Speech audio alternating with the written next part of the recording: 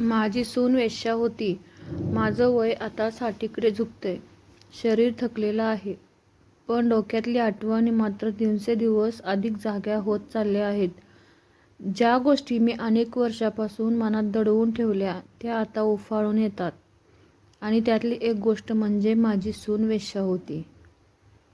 हो, हे ऐकल्यावर तुम्हाला धक्काच बसेल, पण सत्य हे असंच असतं.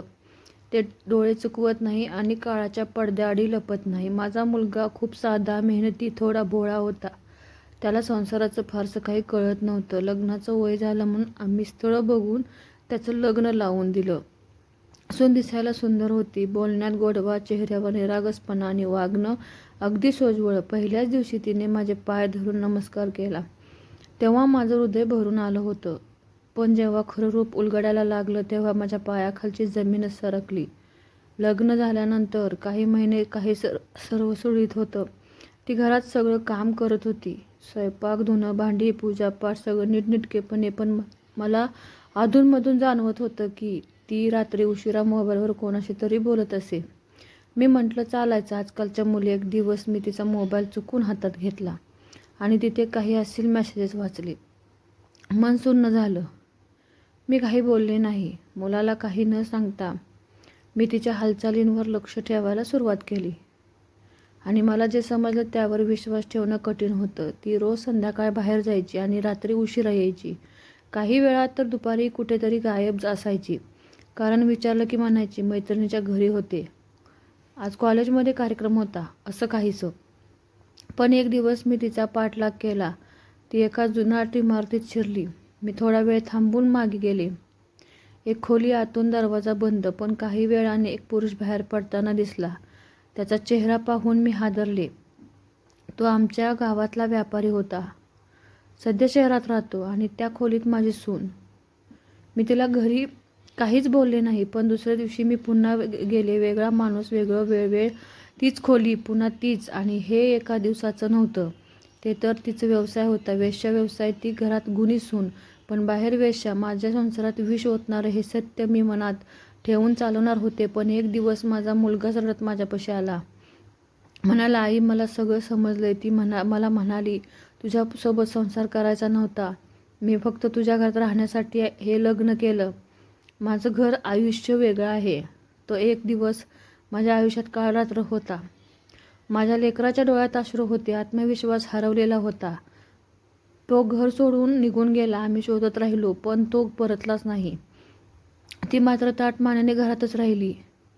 तिला काहीच फरक पडत नव्हता. तिच्यासाठी मी एक म्हातारी, उपयोगाची वस्तू होतो. जेवण बनवणारी, कपडे धुणारी, घर सांभाळणारी. आणि मी हे सर्व सहन केलं. एका आईसाठी, तिच्या पोरासाठी. पण पोरगाच गेला. काही महिन्यांनी ती गर्भवती झाली. पण गर्भ कोणाचा हे ती स्वतःच सांगू शकली नाही. एका दिवशी तिने स्पष्ट सांगितले, हे बाळ माझ्या कस्टमरपैकी कोणाचं तरी असेल. पण मला फरक पडत नाही. मला बाळ हवं आहे, बाकी काही नाही. माझ्या अंगावर काटा आला. मी काहीच उत्तर देऊ शकले नाही. त्या रात्री मी खूप रडले. देवासमोर हात जोडले. हे सगळं काय चाललंय देवा? पण काळ आणि नियती हे काही ऐकत नाही. बाळ जन्माला आलं. काळं सावळं, गोंडस आणि निरागस. त्या बाळाला पाहून मला माझं लेकरं आठवलं. आणि त्या बाळाला आपलं समजून वाढवायला घेतलं. माझी सून तिच्या धंद्यात मग्न होती. दिवसेंदिवस ती अगदी बिनधास्त होत गेली.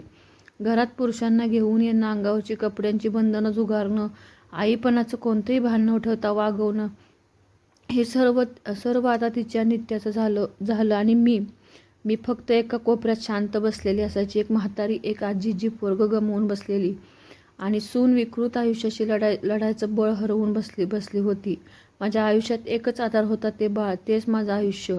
त्याच्या चिमुकल्या हसण्याने मला जगण्याचं कारण दिलं. पण जेव्हा त्याने मोठं होऊन विचारायला सुरुवात केली, आजोबा कुठे आहेत, बाबा कुठे आहेत, तेव्हा माझं मन पुन्हा तुटायला लागलं. मी त्याला काहीच सांगू शकले नाही. कसं सांगावं, तुझी आई वेश्या आहे आणि तुझा बाप घर सोडून गेला. कधी कधी त्या मुलाने तिला तिच्या आईचा प्रश्न विचारायचा, पण ती ओरडून गप्प बसायची.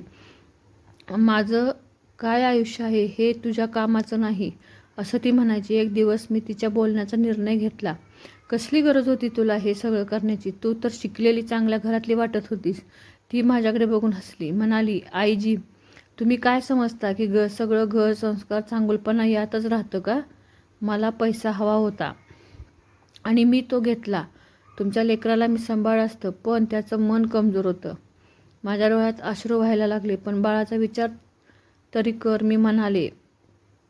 ती थोडा वेळ शांत राहिली आणि म्हणाली, बाळ मी वाढवेन, माझ्यासारखं होऊ देणार नाही. ती खरं बदलली का हे सांगता येत नाही, पण एक गोष्ट मात्र खरी, आयुष्याचं खरं रूप नेहमी सुंदर नसतं.